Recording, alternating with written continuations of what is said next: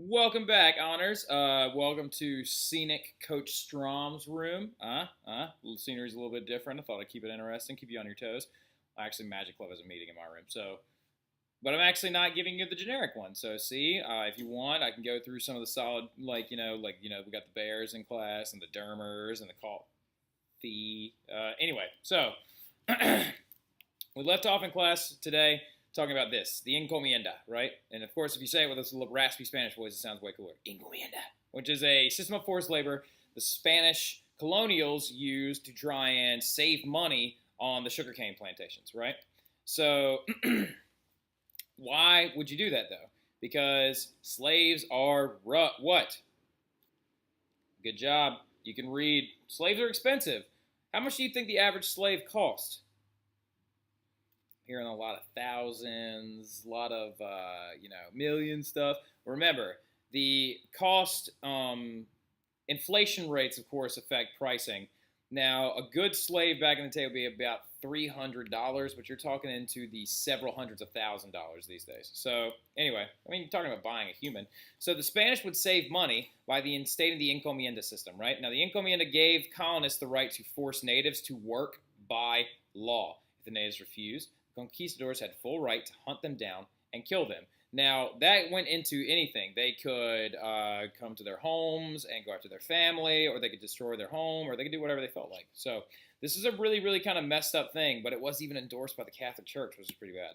So right here is a picture of the encomienda system. Because as you can tell, this is a Spanish conqueror, and this is a native. This is not an African slave. This is a native. And how can we tell that the encomienda system is happening right here? Bam. Right there, right? The whip. Now, here's the thing, though. The encomienda system also stole valid ideas from the natives, right? And then used them as the labor. If you look at this picture for extra credit tomorrow, I want you to tell me what aspect of this photograph shows indigenous Central American agricultural ideas, all right? So what about this shows agricultural ideas from the indigenous people of the Americas? If you find it and tell me first, give you extra credit, okay? So, moving on.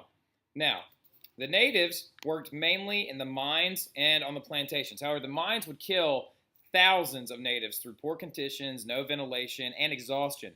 The native children were actually used more often than not to get inside small holes and also to open ventilation doors, right? So the natives' children would actually be perched on top of this giant ventilation shaft that went several, almost 100 feet down into the ground, with a small fire lit at the bottom of it to try and push the bad air out and then bring good air in the front, right? So, but imagine that you're a child opening this vent fan with no safety harness and you fall into that shaft, you're done, right?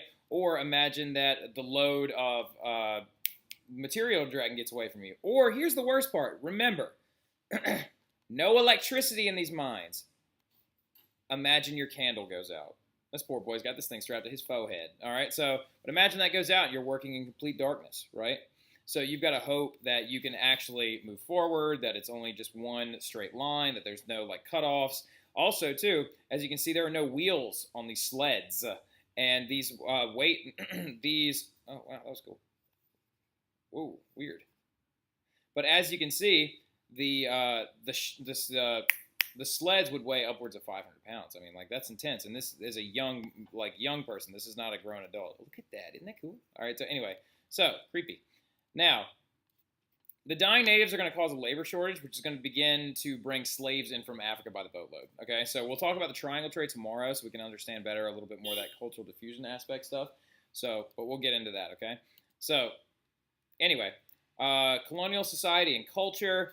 Now, cultural diffusion is going to begin to blend native society and Spanish society together, okay? Cities and towns are going to include homes, markets, government buildings, harbors, etc. One of the best ones to really, really look at was Puerto Rico, which means rich port, of course. It was considered a very, very viable, it's considered a sugar island, actually a sugar island, because it produced so much of it. And also it built up very quickly. So social classes are going to begin to develop and many races are going to begin to mix. So two races are actually going to generate themselves following Spanish conquering. Now, they're going to be called mestizos and mulattoes, right? Now, a mestizo is a native and a European blended together, and then a mulatto is an African and a European. blended together, okay? Now, ironically enough, these people are going to create the Hispanic and the Latin American culture today. So honestly, the crazy thing is that one byproduct of the Spanish-American conquest is now a completely new race of people that had never been seen before. It's pretty awesome when you think about it. So anyway, let's talk about England and France, though, real quick, okay? So we're going to skip that. We're going to talk about France. Okay, so building a new France, right? Now, France wanted to get in on this game as well. So they went and colonized where? North America, right? By the mid-1550s, the French occupied nearly half of North America, and they put their main focus in Canada, all right, which they also called New France for a very long time. Now, that is why people in Quebec, in the province of Quebec, speak what? French Canadian. Good job. That is all what? Really? Please report to room 114. Anyway, that is just another example of what? Say it, kids. Yell it. Cultural diffusion. Ah! Right? So anyway, right here, though, the French population grew very slowly because they did not have a large amount of settlements, mainly because it was considered more of an economic venture and less about colonization. Now, the main source of revenue was in furs and fishing. So trapping and fishing was big, big money. Also whaling. Whaling was really big over towards Newfoundland. Anyway, now, the French Empire is actually going to stretch from Canada all the way down the Mississippi and then all the way to Louisiana, which is going to lead to that big fancy conflict that we're going to talk about here in a minute called the What an Indian War. Boom! Good job, Gibbs. I heard you. The French and Indian War. That is why, because let's think about that. Where did the colonial... Okay, so the Mississippi River is coming down, and then the French conquests are all down that Mississippi River, and then the Appalachian Mountains are right here, and then the English settled right there, because they settled there with their original what? Their 13 colonies, right? Now, some people are going to lie to you and be like, oh, Pennsylvania owned Delaware, so there's really only 12 colonies. Well, actually, if you look at them in total, it's 13 in general, so tell them to shove it. All right, so anyway, now, the first permanent colony was in Jamestown, Virginia in 1607, right? Now, the settlers would not have survived without the help of the Native Americans. Now, the colony would find its money in one particular item, though. Now, in 1607, they survived from the Native Americans because from 1609 to 1611, there was this period called the Starving Times when all of the settlers died and they actually started eating each other. Cannibalism was a big problem. There was this one woman, look her up if you want to. Her name's Jamestown Jane. She actually shows fingernail marks from where somebody was peeling her skin off and then eating it because they didn't have anything else to eat. Yay, Europe. Now, anyway, so what item do you think they found their money in Jamestown? Anybody? Anybody? Boom! Tobacco, right? Tobacco was a huge crop, okay? So, ironically enough, do you know how the rich used tobacco in Europe? You know what? We should make it extra credit. How did the rich use the... look it up, okay? How did the rich use tobacco in Europe? Now, the Pilgrims, though, why were they called Pilgrims, honestly? They were called Pilgrims because they were making a religious trip, right? So they're actually really not Pilgrims. I wouldn't call them that. They're Puritans, all right? Now, these Puritans were kicked out of Europe and out of England by James Stuart I, right? He was really not a big fan of Puritans, and neither was his son, Charles I, even though James actually wrote the King James Version of the Bible. Now, the Pilgrims were English Protestants looking for religious freedom. This is the one that you've been taught to preach your entire life. The Pilgrims also survived with the aid of the Native Americans and also with a strong government established by this thing called the Mayflower Compact. Now, let's talk about the Mayflower. I'm trying to go fast for all you kids that say I waste time. So, of course, this is the interactions between the Puritans and the natives. They were Powhatan Indians. Well, not Indians. Powhatan Native Americans. So, now real quick. Mayflower Compact is an agreement that set down the rules of the Plymouth colony. No, this was in 1620, okay? So, the English colonies would stretch from New York all the way down to Georgia. They're going to grow fast, and the southernmost colonies are going to grow very immensely in wealth early on because of the very good agricultural crops that are down there. Governing the colonies, don't care, struggle for power. Oh, here we go. Last thing.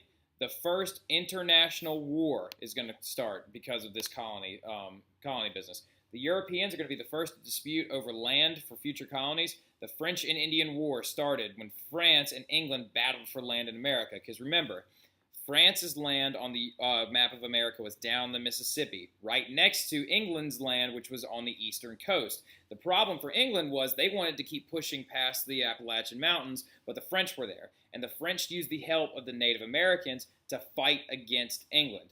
even though the British are going to eventually win when the natives drop out, okay? So in Europe and in Africa and even in India, fighting is going to start erupting all over the world. So actually, when you think about it, the French and Indian War was the first world war, but World War I was the second World War, and then World War III should have been considered World War II, but we'll talk about all that tomorrow. So anyway, the British are going to take over Canada from France, and the Treaty of Paris is going to end the conflict and ensure British dominance in North America. Now, later on, of course, we're going to talk about revolutions and things like that, of course, of these conflicts and this colonization, but we'll get to that later on. So I hope you all have a fantastic evening. I'll see you all tomorrow.